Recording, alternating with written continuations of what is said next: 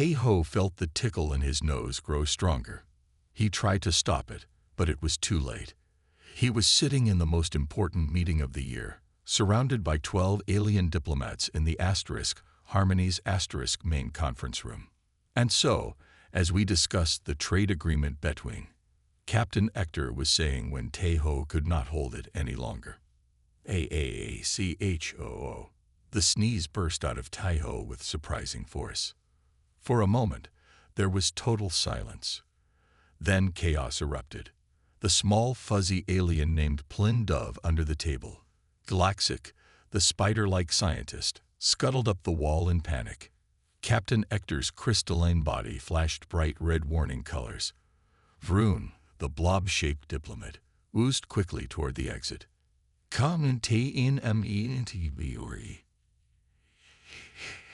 Biological attack, shouted one of the aliens into their communication device.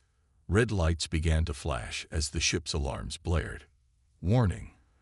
Unknown biological event detected in conference room A. All non-human personnel evacuate immediately.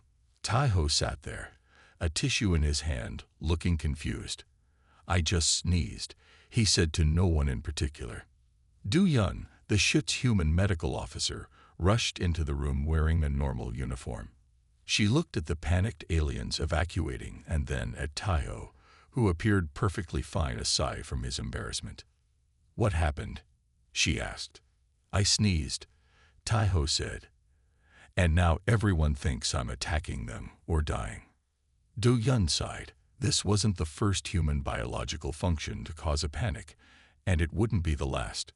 She walked to the room's communication panel and pressed the button.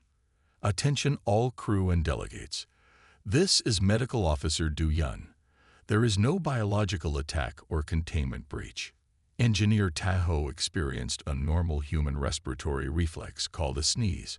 I repeat, this is a normal human function. Please return to your duties. Medical out. 30 minutes later, the alien delegates cautiously returned to the conference room. They insisted that Do-yun be present to explain what had happened.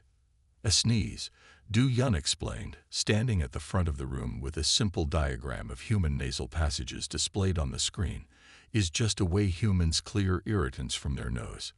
Dust, strong smells, or sometimes bright light can cause it. You expel air and fluids at high speed. As a cleaning method, Galaxic asked, his 8 eyes blinking in sequence.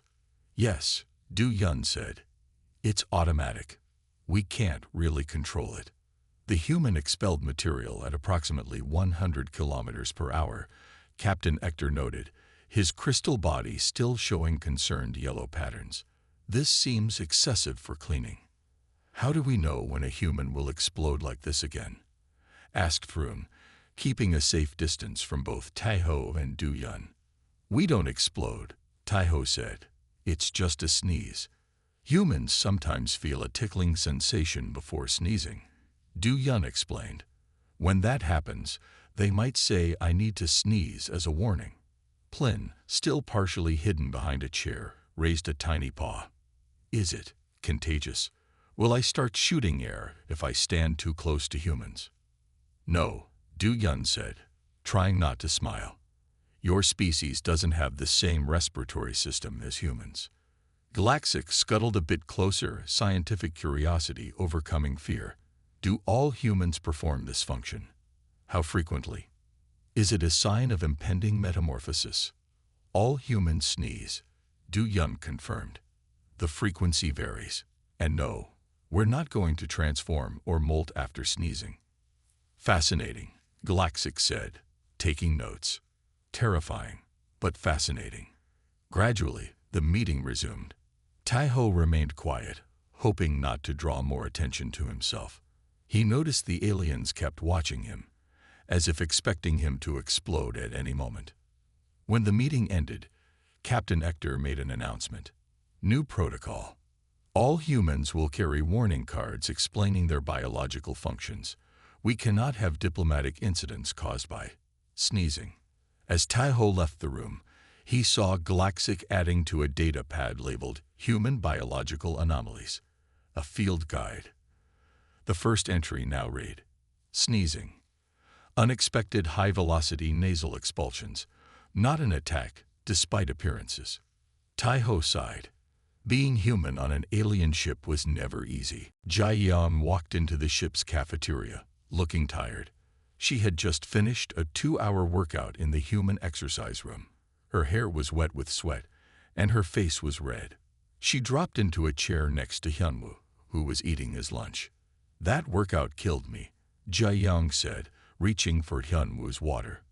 I'm dead. Hyunwoo nodded, not looking up from his food. You look it. Neither human noticed Plin sitting at the next table.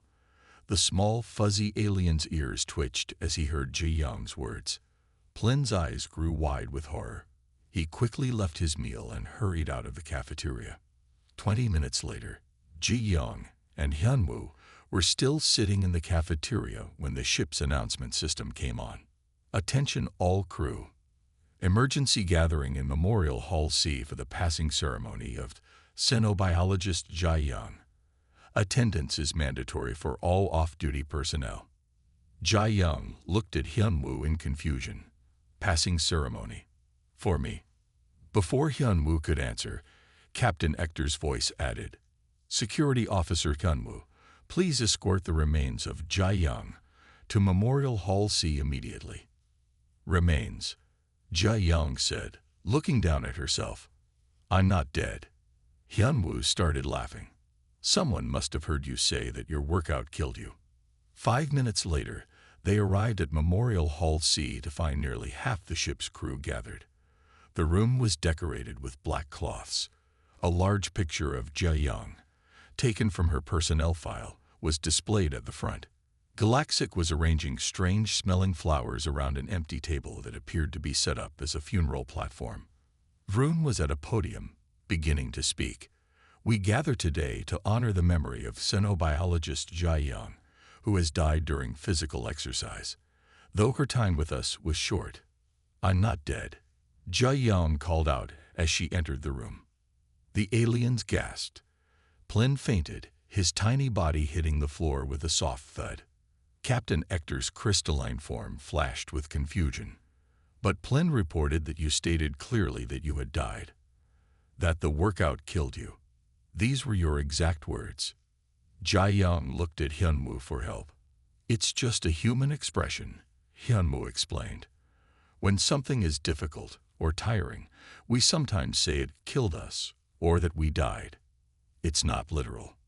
The room filled with confused murmurs from the alien crew. You claim death when you are not dead, asked Galaxic, all 8 eyes blinking rapidly in confusion. It's just an exaggeration, Jae-young said. An expression.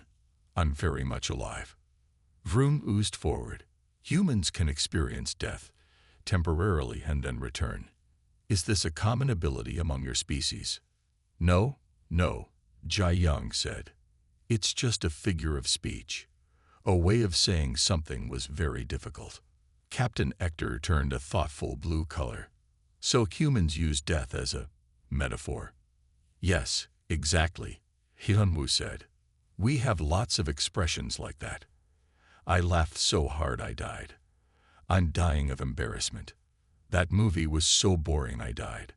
None of them are literal. Galaxic was taking notes rapidly. Fascinating. Humans routinely speak of their own deaths in non-literal terms. This explains many confusing human communications. Plin, who had recovered from fainting, raised a paw. But how do we know when a human is actually deceased versus when they are using this death metaphor? If we're talking, we're not dead, Jae-young said simply. Captain Ector flashed a decision pattern. New protocol.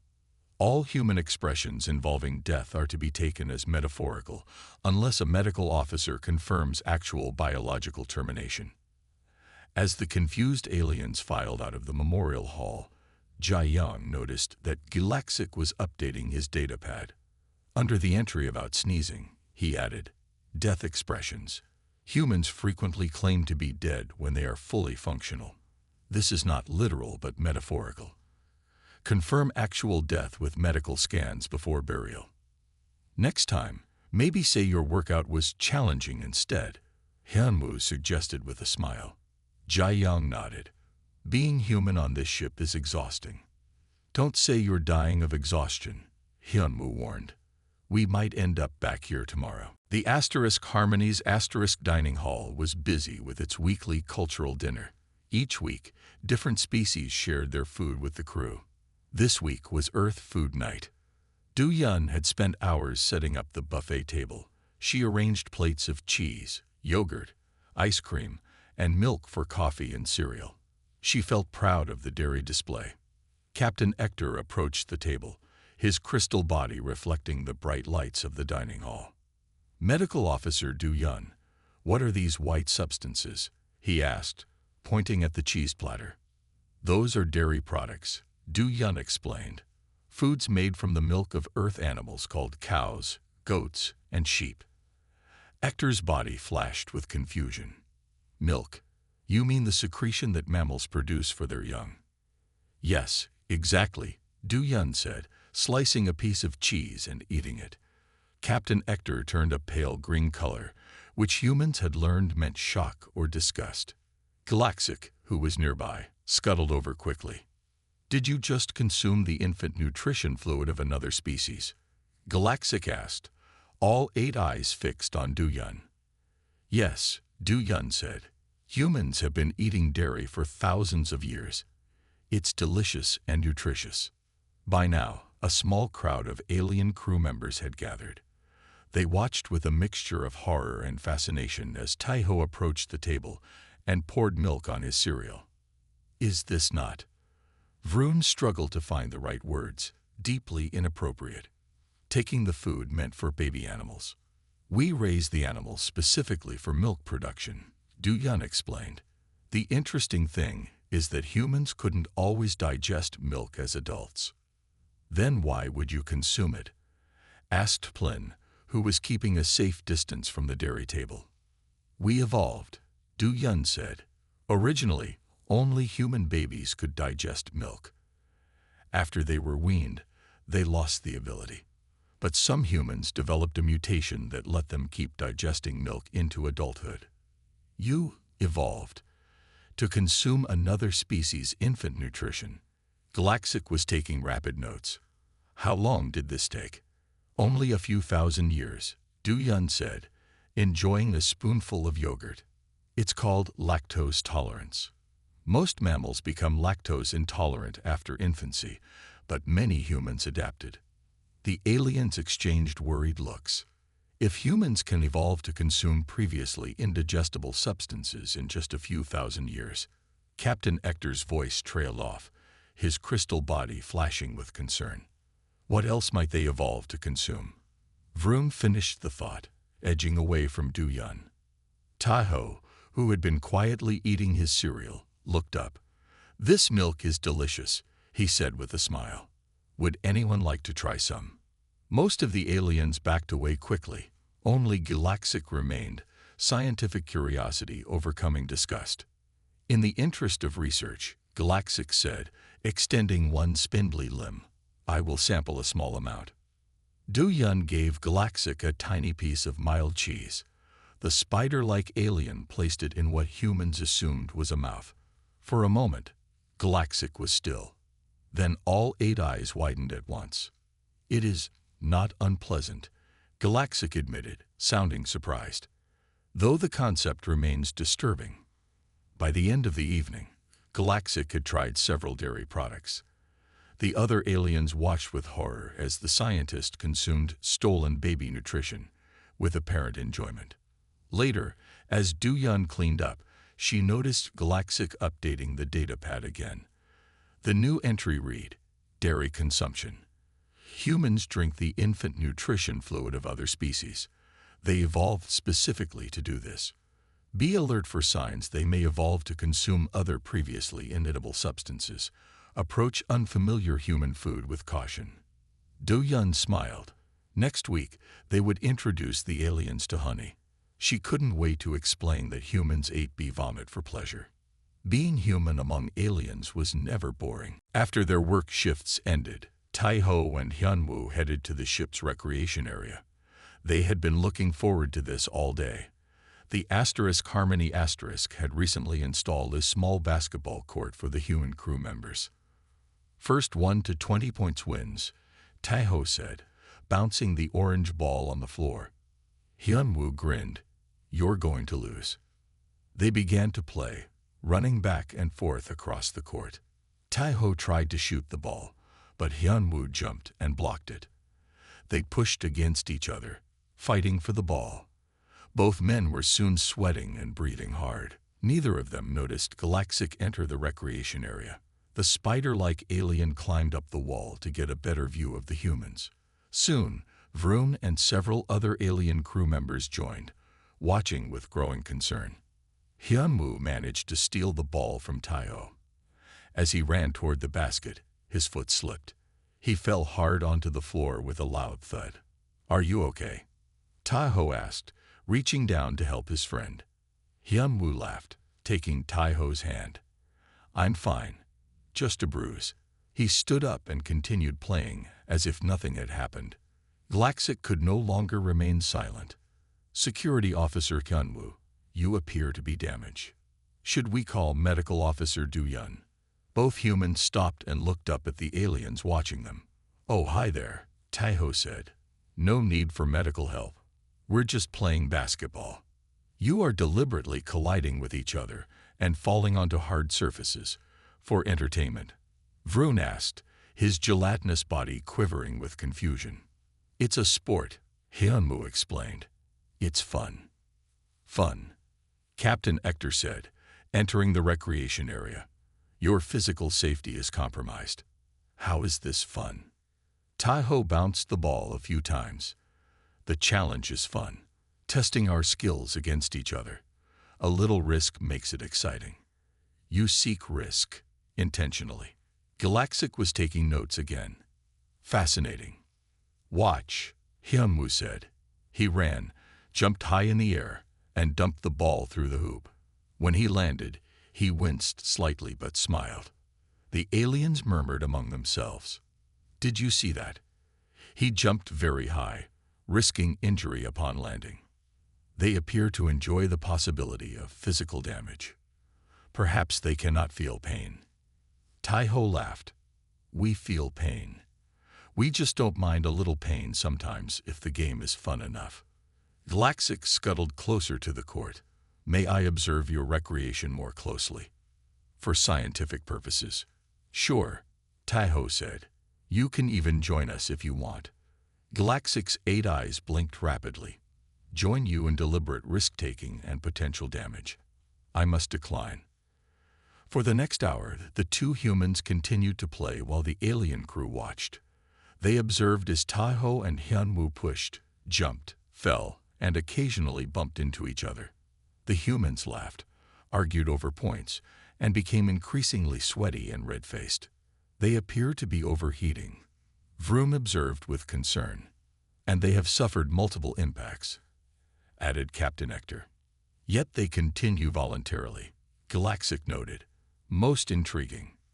When the game finally ended, Hyunwoo won 20-18. Both humans were tired, sweaty, and slightly bruised, but they were smiling. "Good game," Taiho said, patting Hyunwoo on the back. "Same time tomorrow?" Hyunwoo asked. "Definitely." As they left to shower, Galaxic updated the now-famous datapad. The new entry read, "Kinetic recreation. Humans voluntarily engage in activities with high risk of physical damage for fun. They appear to enjoy the possibility of pain and injury. When damaged, they often continue the activity.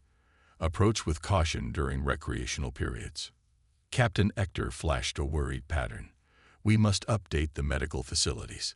If humans seek injury for fun, they will require more frequent repairs." Plin, who had been watching silently, spoke up. "I think humans may be the scariest species in the galaxy."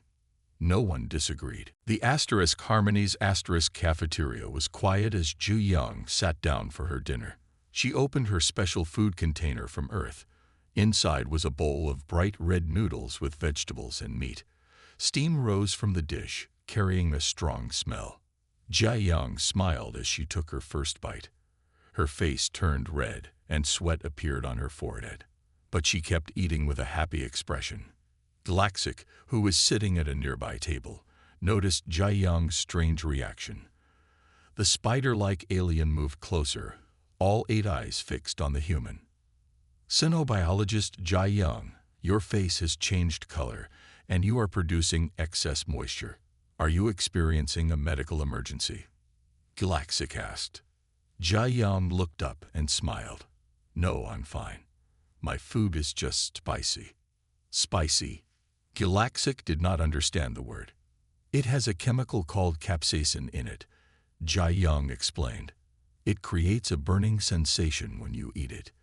Galaxic's eyes blinked in sequence. You are consuming a substance that causes pain. Deliberately. It's not exactly pain, Jiayang said. It's more like exciting. It makes the food more interesting. By now, Vroon and Plin had joined them, curious about the conversation. May I scan your food? Vroon asked, holding up a small device. Sure, Jiayang said. Vroon's scanner beeped. This substance contains compounds that would be considered toxic to many species, but not to humans, Jiayang explained. We've been eating spicy food for thousands of years. Why would you evolve to enjoy pain signals? Galaxic asked, taking notes as usual. Jiayang thought for a moment. Well, when we eat spicy food, our bodies release endorphins, chemicals that make us feel good. You consume toxins to trigger internal chemical reactions that create pleasure. Plin asked, his small fuzzy body moving back a little. That's one way to look at it, Jiayang said, taking another big bite of her noodles. Her face grew even redder, but she smiled. Captain Ector walked into the cafeteria and noticed the group. Is there a problem here? Jiayang is engaging in recreational chemical warfare against herself. Vroom explained. She calls it spicy food. Captain Ector's crystal body flashed with confusion. Is this a common human practice? Very common, Jiayang said. Many human cultures love spicy food. Some people even compete to see who can eat the spiciest things. You compete to cause yourselves the most pain, Captain Ector asked. It's not exactly pain, Jiayang tried to explain again. Would anyone like to try a small taste? The aliens looked at each other nervously. Finally, Plin stepped forward. In the interest of interspecies understanding, I will try a very small amount, the tiny alien said bravely. Jiayang gave Plin the smallest piece of pepper from her dish. Plin carefully placed it in his mouth. For 2 seconds, nothing happened. Then Plin's eyes grew huge. His fur stood straight up. He made a high-pitched sound that the ship's translator couldn't process. Water, need water, Plin screamed, running in circles. Vroon quickly handed Plin a cup of water. The small alien drank it all in one gulp. My mouth is experiencing the supernova. Plin gasped. How do you endure this? Jiayang tried not to laugh.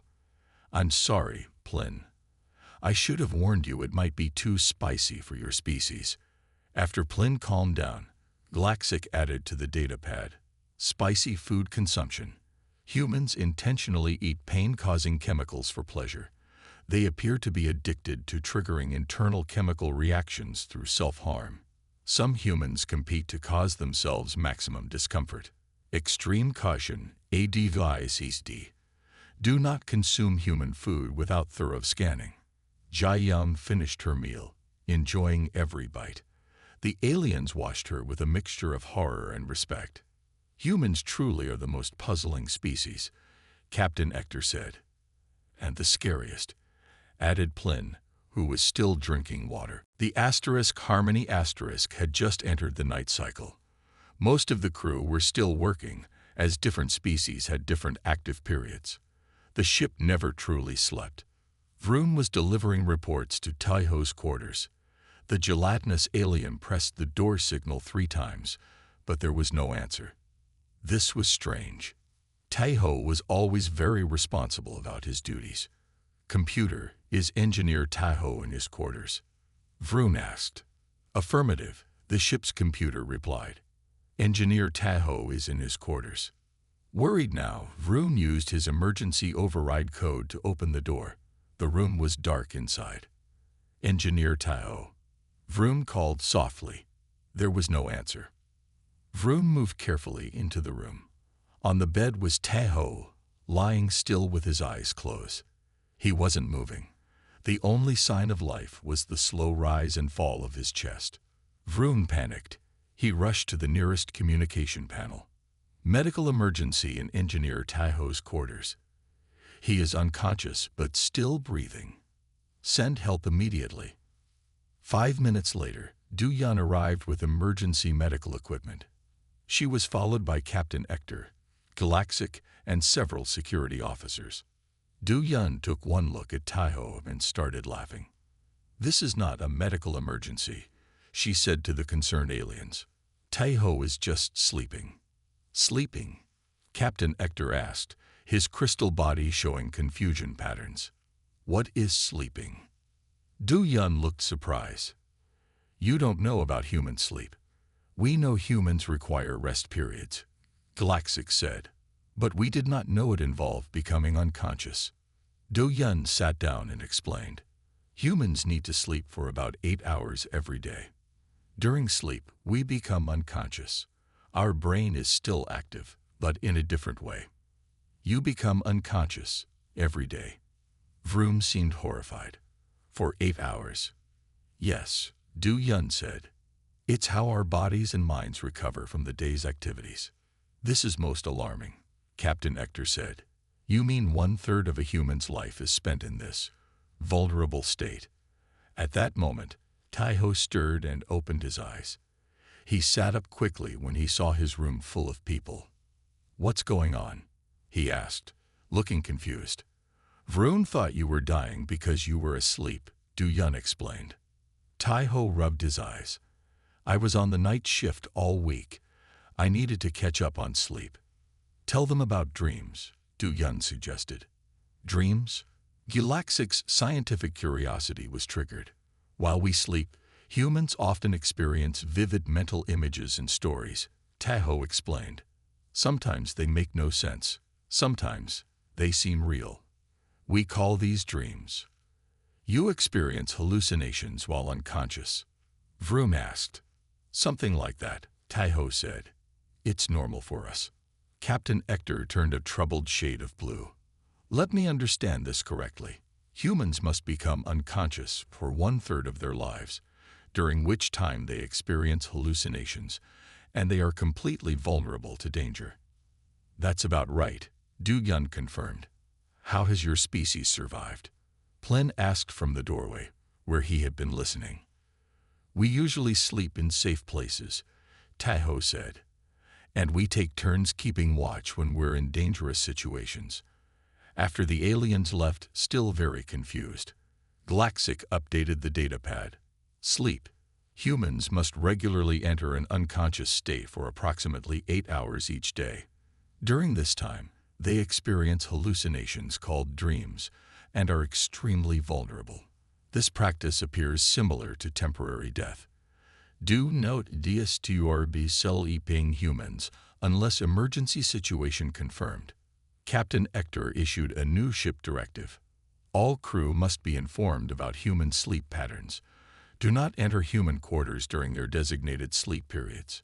If a human must be awakened, approach with extreme caution as they may be disoriented. As the aliens left, Vroom could be heard saying, I still don't understand how a species that becomes helpless for 8 hours every day managed to survive, let alone become a spacefaring civilization. Tahoe just smiled and went back to sleep. The Harmony was hosting important diplomatic talks between two alien species that had been fighting for years. Captain Ector had asked Ji-Yong to help because she understood both cultures well. The meeting room was tense. The Zolfari delegate, a tall blue being with 6 arms, was shouting at the Nesterian delegate, who looked like a large plant with eyes. Your people have taken our mining rights for the last time. The Zolfari shouted. Your miners destroyed our sacred forests, the Nestorian replied. Jiayang stood between them, trying to keep them calm. Please, both of you have good points. Let's find a solution that works for everyone. For 3 hours, Jiayang worked to help them talk to each other. She suggested compromises. She explained each side to the other. She kept them from leaving when things got difficult. Finally, the Zulfari delegate said, "Perhaps we could allow your people to oversee the mining operations to ensure our people respect your sacred sites." The Nestorian thought for a moment, then replied, "And perhaps we could allow a reasonable amount of mining if your people help us regrow the damaged areas." Jiayang smiled. They were making progress at last. She felt a wave of emotion. Relief, happiness, and pride all mixed together. Then, to everyone's surprise, water began to leak from Jiayang's eyes. "The human is now functioning," the Zulfari delegate shouted, backing away quickly. "She's leaking," the Nestorian cried out. "Is it contagious?" Captain Ector rushed over, his crystal body flashing with alarm patterns. "Medical emergency. Du Yun to the diplomatic chamber immediately." Jiayang tried to explain. "No, I'm fine. I'm just crying because I'm happy you're making progress." "Happy? Leaking?" The Zulfari looked confused. "You expel water when you feel positive emotions." Du Yun arrived quickly and assessed the situation. "This is not an emergency," she told everyone. "Humans produce tears when they experience strong emotions. It's called crying." "So the fluid is emotional discharge?" the Nestorian asked. "In a way," Du Yun said. "Humans cry when they're very sad, very happy, or sometimes when they're angry or frustrated." Galaxic, who was monitoring the talks from nearby, scuttled closer. "Fascinating. Humans release water from their visual organs as an emotional response.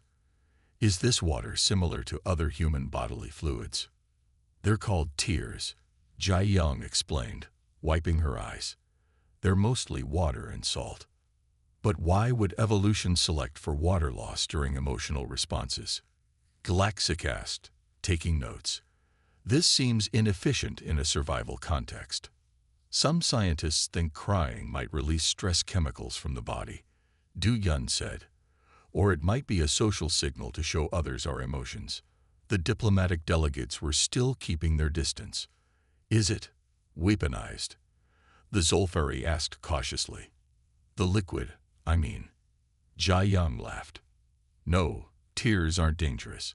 They're just salt water." The Nestorian moved closer, curious now. "Can you produce these tears at will?" "Not really," Jiayang said. "They happen naturally with strong feelings." The delegates looked at each other, then at Jiayang with new respect. "Your emotion for our peace was so strong it caused you to leak water," the Zulfari said. "This shows true commitment to our talks. We will continue to work toward agreement in honor of your tears," the Nestorian added. After the meeting, which ended with a preliminary peace agreement, Galaxic updated the datapad. Crying. Humans expel water from their eyes when experiencing strong emotions. This is not a medical emergency, but a normal biological response. The water is called tears and appears to have social significance among humans. Note: human eye water is not believed to be weaponized, but approach with caution during emotional situations. Captain Ector added a note to the ship's records. Human diplomats may leak from their visual organs during successful negotiations. This is considered a positive sign and should not cause alarm. Jiayang smiled as she heard about these new protocols. Being human among aliens was always an adventure. The Harmony's engine room was busy with activity. A small coolant pipe had broken, and Taeho was working to fix it before the problem got worse. "Hand me that cutting tool," Taeho said to his assistant, a maintenance robot. As Taeho reached for the tool, the ship suddenly shook. His hand slipped and hit a sharp edge of metal. Taeho pulled back quickly, but it was too late. A cut about 5 centimeters long appeared on his palm, and blood began to flow. Ouch, Tahoe said, looking at his hand. That's going to need medical attention. Galaxic, who was nearby checking the ship's systems, saw the incident. All 8 of the aliens' eyes widened at once. Engineer Tahoe, your body has been breached. We must get you to medical immediately. Galaxic said, moving quickly toward Tahoe. It's just a cut, Tahoe said calmly. I'll go see Du Yun, but it's not an emergency. Galaxic followed Tahoe to the medical bay, watching with concern as small drops of blood fell to the floor. You are losing vital fluids, Galaxic noted. Are you not concerned? Humans have about 5 liters of blood, Tahoe explained. Losing a few drops is no problem. In the medical bay, Du Yun cleaned the wound, applied a special gel, and wrapped Tahoe's hand in a bandage. Change the bandage tomorrow, Du Yun said. It should heal in about a week. Galaxic watched the procedure with great interest. You mean the damage will repair itself? Of course, Du Yun said. Human bodies can heal most minor injuries on their own. Fascinating, Galaxic said, taking notes as usual. My species cannot repair physical damage. If we lose a limb or suffer a breach, it remains damaged forever. Most alien species on this ship either heal instantly or not at all, Du Yun explained. Humans are somewhere in the middle. We heal slowly over time. 3 days later, Galaxic appeared at Tahoe's quarters. May I see your injury? The alien asked politely. Tahoe showed Galaxic his hand. The bandage was gone now, and there was a red line where the cut had been. It was clearly starting to heal. Remarkable, Galaxic said, studying the wound. Your body is creating new tissue to replace the damaged area. That's how human healing works, Tahoe said. Our bodies replace damaged cells with new ones. For the next 4 days, Galaxic visited Tahoe regularly to check on the healing process. The alien took detailed notes and scans, fascinated by the human's natural regeneration. By the 7th day, the cut had formed a scab that was starting to fall off, revealing new pink skin underneath. Your species has remarkable regenerative properties, Galaxic told Tahoe. If my outer shell is damaged, I must live with that damage forever. But your shell is much stronger than human skin, Tahoe pointed out. True, Galaxic agreed. Our evolution favored prevention over repair. News of human healing spread through the alien crew. Soon, Tahoe found himself surrounded by curious aliens whenever he changed his bandage. Captain Ector called a special meeting to discuss this new information about humans. So humans can regenerate damaged tissue over time, the captain summarized. Does this explain why they engage in risky activities? Because they can repair themselves. Possibly, Du Yun said, but we can only heal certain types of damage. Serious injuries can still be permanent or fatal. After the meeting, Galaxic updated the data pad. Regenerative properties. Humans can slowly repair damaged tissue without medical intervention. Injuries that would be permanent for most species are temporary for humans. This may explain their willingness to take physical risks. Note, given enough time, humans might be able to regrow significant amounts of tissue. Further research needed. Vroon read the entry and shuddered. So they not only seek injury for fun, but their bodies are designed to recover and let them do it again. Truly, humans are the most resilient and terrifying species. Tahoe just smiled at his healing hand, never realizing that his body's simple repair process was causing such fascination among the alien crew. The *Harmony's common room was quiet as off-duty crew members relaxed after their shifts. Tahoe, Ji-young, Hyunwoo, and Du Yun sat together, talking about their day. Did you hear about the new gravity controls? Tahoe asked. They installed them upside down. The engineer in charge was feeling down. The 4 humans suddenly burst into loud, strange noises. Their faces turned red. Some of them slapped their legs or held their stomachs. Ji-young bent over, making gasping sounds. The aliens in the common room froze, staring at the humans with alarm. What's happening to them? Plin asked, backing away slowly. Galaxic moved closer, his scientific curiosity overcoming caution. They appear to be having some kind of fit. Captain Ector rushed over. Medical emergency. Are you four malfunctioning? Hyunwoo tried to speak, but could only make more of the strange sounds. Tears were forming in Jae-young's eyes, and she was holding her stomach. It hurts, she gasped between noises. Can't. Stop. The aliens became even more concerned. Vroon was already calling for emergency medical assistance when Do-yeon finally caught her breath. We're fine, she said, still making small bursts of the strange noise. We're just laughing. Laughing? Captain Ector's crystal body flashed confusion patterns. What is this laughing? Do-yeon wiped tears from her eyes. It's a human response to something funny. Funny? Vroon asked. You mean humorous. This causes physical pain and fluid leakage. Taeho had finally stopped making the strange sounds. It's not really pain, though it can feel like it if you laugh hard enough. You're saying you find discomfort enjoyable.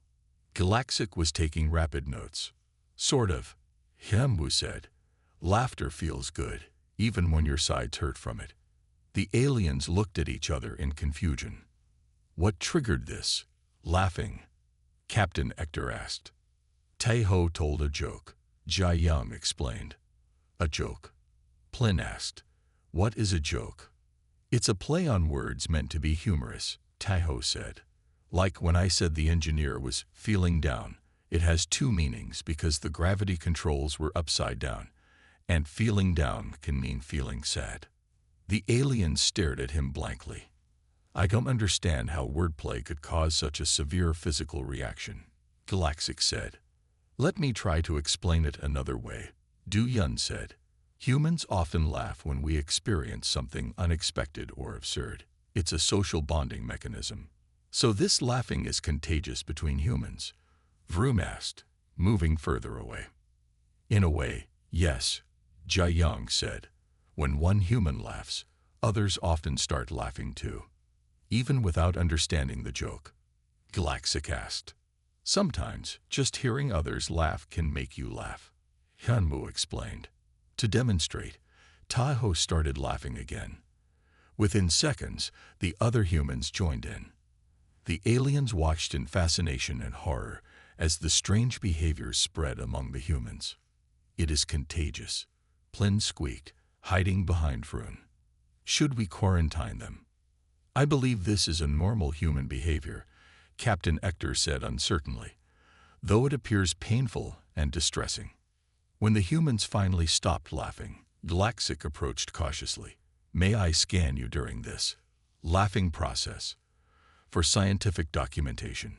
Sure, Taeho said. I'll tell another joke later and you can scan us. After the humans left the common room, Galaxic updated the datapad with the longest entry yet. Laughter. Humans make strange vocalizations, struggle to breathe, leak from their eyes, and experience abdominal discomfort in response to jokes or humor. Despite appearing to be in distress, they claim to enjoy this experience. Laughter is highly contagious between humans and can spread without apparent cause. This behavior appears to strengthen social bonds. Warning. Human laughter may be mistaken for medical distress or pain, but intervention is typically not required. Captain Ector added a ship-wide notice. If humans begin making loud, repetitive noises while displaying signs of respiratory distress and tears, do not be alarmed. This is called laughing and is considered enjoyable by humans. Do not call medical emergency unless a human specifically requests assistance. Plin shook his head as he read the notice.